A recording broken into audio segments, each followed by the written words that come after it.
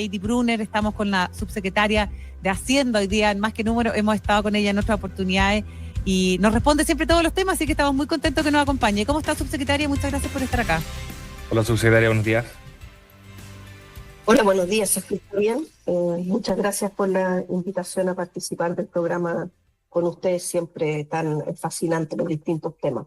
Ay, sí, nos pasamos por hartos temas hoy día, pero queremos partir por este que nos parece como muy interesante y transversal para abordar, subsecretaria, que es justamente la regulación en torno a las plataformas de juego online. ¿En qué está esta regulación? Es lo primero que le quiero preguntar.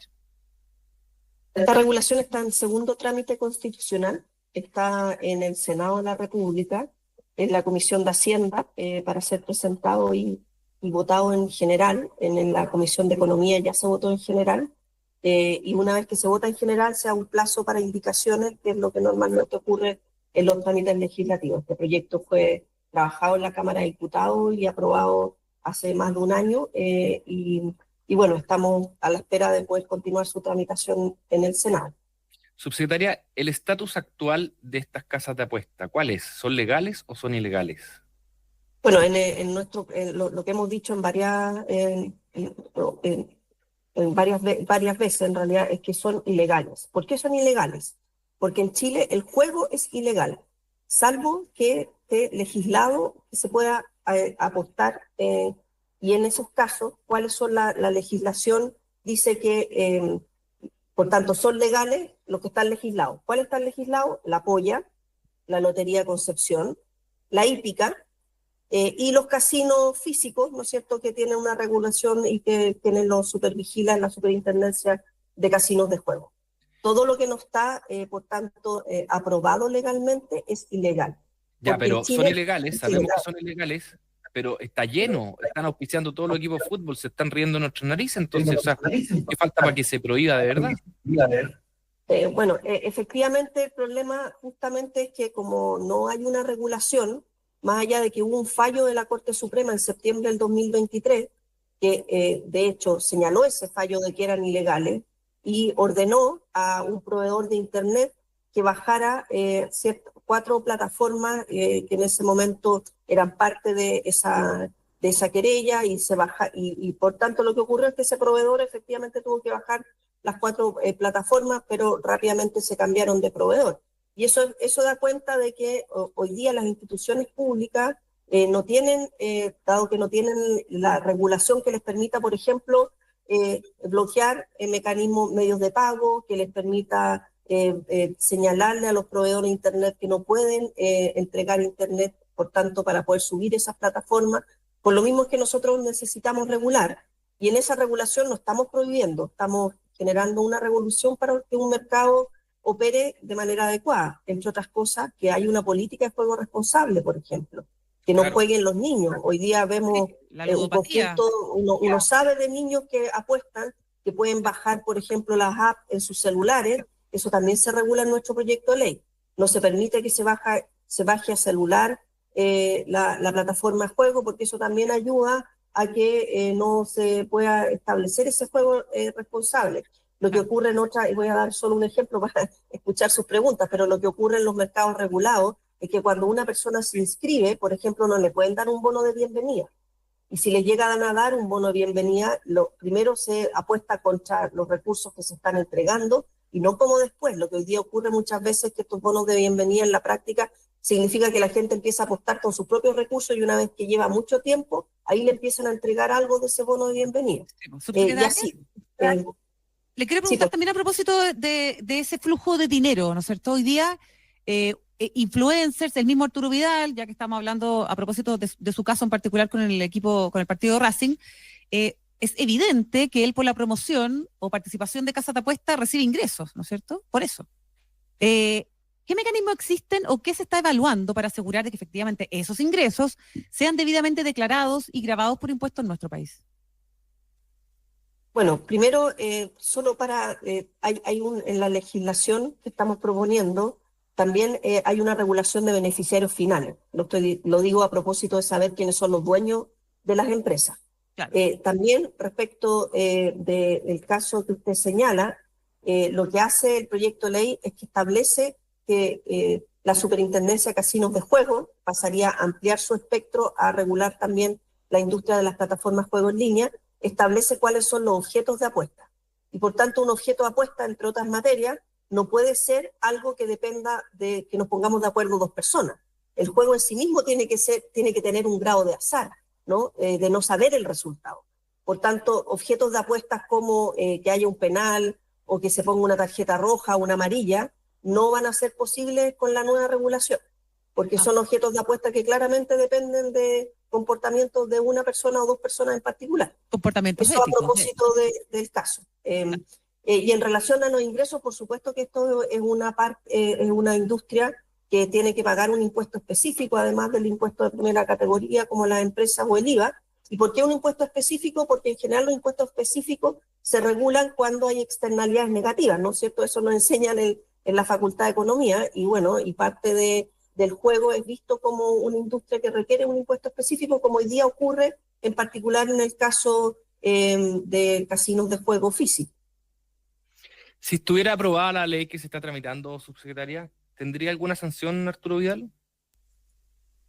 Bueno, si estuviera aprobada la ley, él para poder haber tenido acceso esa empresa a una patente o un permiso de juego que se tiene que otorgar por parte de la Superintendencia de Casino, tendría, entre otras cosas, transparentar quiénes son los dueños, tener un objeto único que es el de jugar, tener un cierto nivel de patrimonio, dar acceso a la Superintendencia para que conozca toda la información y los flujos que hay al interior de las plataformas, en términos informáticos estoy hablando, y por sobre todo no podría haber apostado una tarjeta roja, porque ese no es un objeto de apuesta que se pueda regular con la propuesta de proyecto de ley que nosotros estamos trabajando, porque depende, insisto, del comportamiento incluso de una única persona.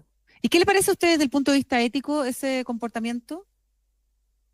No soy yo la persona para juzgar la ética, pero claramente en esta industria, cuando está regulada, y de hecho hemos recibido por lobby, y de hecho ustedes pueden ver en la plataforma lobby a todas las empresas en el Ministerio de Hacienda, y por lo menos los internacionales nos señalan que el estándar que ha existido en mercados que se han ido regulando, porque este es un tema que apareció y todos los países han ido regulando, ya se tiene regulación en Perú, en Colombia, en Brasil, en España, en UK, y en todas las regulaciones un tema importante que surge es el prohibir, por ejemplo, que los propios jugadores apuesten. Ya, perfecto. Tenemos otros temas que queremos conversar con la subsecretaria de Hacienda. Por ejemplo, el proyecto de ley que rebaja en 60 puntos básicos las tasas de interés de los hipotecarios para casas nuevas, por lo menos. Creo que solo casas nuevas, ¿no? ¿En qué está eso? La vivienda nueva, efectivamente, porque es un proyecto que busca reactivar el sector construcción. Y sabemos que hay un stock importante de vivienda. Si uno lo ve en distintas fases de desarrollo del proyecto, estamos hablando de más de 100.000. Entonces requerimos efectivamente bajar ese stock para que haya un impulso y una reactivación de ese sector. Por lo tanto, es solo para viviendas nuevas, de hasta 4.000 UFs. Ya, ¿y eso está en tercer trámite? Acaba de ser aprobado ayer, así que tenemos una Ayer. muy buena noticia, porque ayer se votó el tercer trámite en la Cámara de Diputados, se aprobó por 129 votos y una abstención, así que claramente un proyecto que generó los amplios acuerdos, así que prontamente pasaremos a publicarlo en el Diario Oficial una vez que termine con todos los trámites que corresponden. Y nosotros estamos trabajando activamente en el reglamento, esperamos tenerlo en las próximas 2 semanas, porque es un trabajo que lo venimos haciendo desde el momento que presentamos este proyecto de ley en enero de este año. Sí. ¿Qué significa para los actuales y para los futuros deudores hipotecarios la situación que enfrenta hoy día la tasa de interés, subsecretaria? Eso le pregunto justamente por el informe y los datos que publicó ayer el Banco Central a propósito de las tasas de largo plazo y lo difícil que se prevé que bajen a los niveles prepandemia. Bueno, lo que busca este proyecto de ley es, primero que nada, un subsidio de tasa al crédito hipotecario de 6 puntos base, o lo que en la práctica significa 0,6% que baje la tasa respecto de donde está. Lo otro importante es que además genera garantías, una nueva garantía para la compra de vivienda para los bancos. Entonces, hoy día, antes de esto, de hecho había una garantía que era hasta el 10% del valor de la vivienda, que duró hasta diciembre del 2024, con este proyecto lo que se genera es una nueva garantía de hasta 60% del valor de la vivienda. Por tanto, nosotros esperamos que esa mayor garantía genere una tasa incluso mayor. Estamos hablando incluso que pueda llegar a un 1%, 10 puntos básicos. ¿60% la garantía? Es harto. Sí, claro, claramente, y ese es el foco que nos parece también relevante a propósito de este proyecto de ley. No solo el tema del subsidio tasa, que es para las personas, por supuesto, sino también las garantías, y al tener esta garantía esperamos que la tasa incluso baje más. Ya. ¿Y qué otras medidas complementarias podrían servir justamente para darle dinamismo a este sector? Bueno, nosotros nos parece que en particular esta medida apunta a lo que tiene que ver, ¿no es cierto?, con el déficit de vivienda, pero además tenemos hoy día otros proyectos que están en trámite, en segundo trámite constitucional, como el de permisos sectoriales. Lo digo porque junto con el poder tener, por supuesto, en este caso son viviendas que ya están en marcha, por tanto son proyectos que ya tuvieron, ¿no es cierto?, toda su tramitación con todos los permisos que corresponde, pero una vez que se vayan saldando estos stock, ¿no es cierto?, a través de este incentivo como el subsidio de la tasa, partan nuevos proyectos y esos proyectos puedan partir con menores plazos en todo lo que significa sus trámites previos a la puesta en marcha de un proyecto. Por lo mismo, proyectos como el de permisos sectoriales nos parece muy importante, está en segundo trámite, ya se aprobó completo en la Comisión de Economía y ya la próxima semana debería terminar su tramitación en la Comisión de Hacienda para pasar prontamente a sala del Senado. Perfecto. Estamos con la subsecretaria de Hacienda, Heidi Berner, hoy día hablando sobre un montón de temas. Hemos pasado de la plataforma online, los créditos hipotecarios. Le quiero preguntar ahora por la ventanilla única social, esta plataforma que busca reunir en un solo lugar beneficios, servicios y trámites del Estado. Cuéntanos cuál es el objetivo de esta plataforma y cómo va su proceso de implementación. Ayer, de hecho, en una actividad con el presidente de la República, es parte de los compromisos del programa de gobierno, es la ventanilla únicasocial.cl. Las personas pueden entrar ahí y pueden hacer de manera online con su clave única, por supuesto, porque tenemos que saber que el que está haciendo el trámite es el dueño de su datos, de su información. Sí. 130 trámites que van desde, por supuesto, todo lo que tiene que ver con el registro social de hogares, actualizar la composición del hogar, del domicilio, pero también otros temas relevantes como puede ser la compra de un bono de FONASA, que son, ¿no es cierto?, trámites bastante masivos. Uno puede entrar y ver si está inscrito en el CEFAM que le corresponde, si tiene está a la espera o está en una lista de espera de una operación, puede saber exactamente en qué etapa está ese trámite, todo eso en el sector salud, pero también hay otros trámites como por ejemplo puede ser el postular a una PGU. Eso también se puede hacer totalmente en línea en esta ventanilla social. Son 130 trámites que hoy día son parte o beneficios en realidad, porque algunos, más bien es hacer el trámite que se requiere para postular o para que sea acceder a un beneficio. Está todo de manera en línea, 130, que van desde los trámites del Ministerio de Desarrollo Social, del Ministerio de Vivienda, de Salud y temas de previsión social como es la PGU. Perfecto. Subsecretaria, antes de despedirnos, quería preguntarle por esta, no sé si polémica, pero por lo menos discusión que ha tenido el Consejo Fiscal Autónomo con el ministro o con el ministerio, no lo sé, a propósito del informe que emitieron. ¿Por qué pareciera que le dolió tanto al ministro Marcel el informe del CFA? No, yo no hablaría de dolor, yo lo que hablaría es que nosotros lo que buscamos, ¿no es cierto?, por supuesto, siempre implementar distintas recomendaciones que nos hace en este caso el CFA como un ente que entrega recomendaciones al trabajo que está haciendo el gobierno. Y nosotros como gobierno habíamos puesto dos tipos de medidas correctivas para efectivamente converger al balance estructural en el tiempo. Y varias de esas medidas, por supuesto, tienen que ver con disminución del gasto de manera administrativa, pero había un conjunto que son más bien materias legislativas.